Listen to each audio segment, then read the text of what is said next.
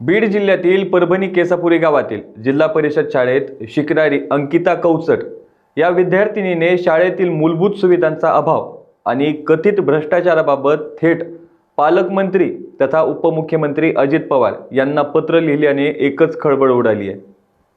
हे पत्र सध्या सोशल मीडियावर व्हायरल होत असून प्रशासनासमोर गंभीर प्रश्न उपस्थित झाले आहेत।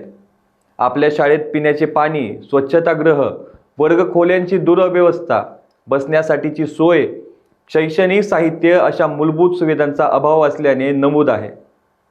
कागदावरच खेळाचं साहित्य, पाणी फिल्टर, प्रोजेक्टर, इतर साहित्य दाखवलं जातं, मात्र प्रत्यक्षात ते शाळेत उपलब्धच नसल्याचं तिचं म्हणणं आहे।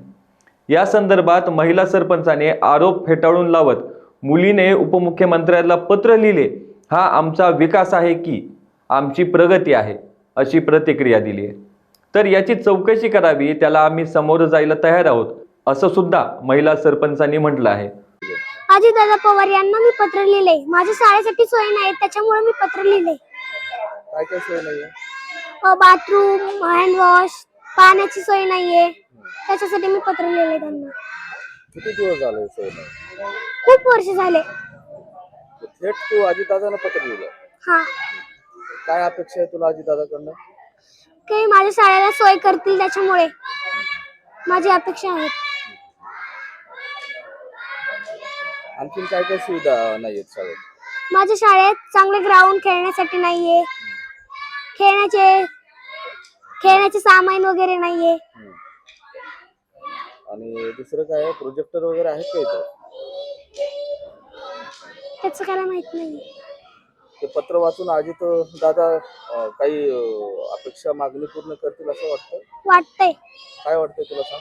मला वाटतंय आमच्या शाळेसाठी खूप चांगले व्यवस्था वगैरे करतील। ते पत्र वाचतील का अजितदादा? हो, वाचतील ना।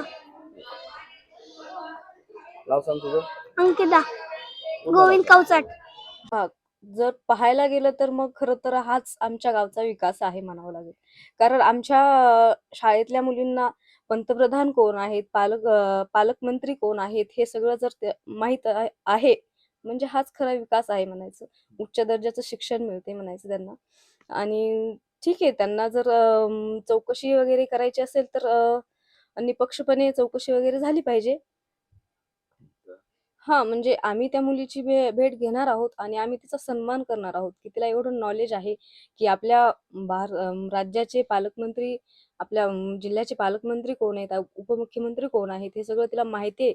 म्हणजे तिचं चांगल्या दर्जाचं शिक्षण आहे आमच्या शाळेमध्ये, सगळा विकास आहे। पण ठीक आहे, कोणाला तक्रारी असतील तर त्यांनी निपक्षपणे कराव्या, चौकशी करावी आणि आम्ही त्या मुलीची भेट घेऊन हे सगळं जाणून घेणार आहोत, की नेमकं काय अडचण काय आहे तिची आणि त्याची चौकशी करायलाच पाहिजे।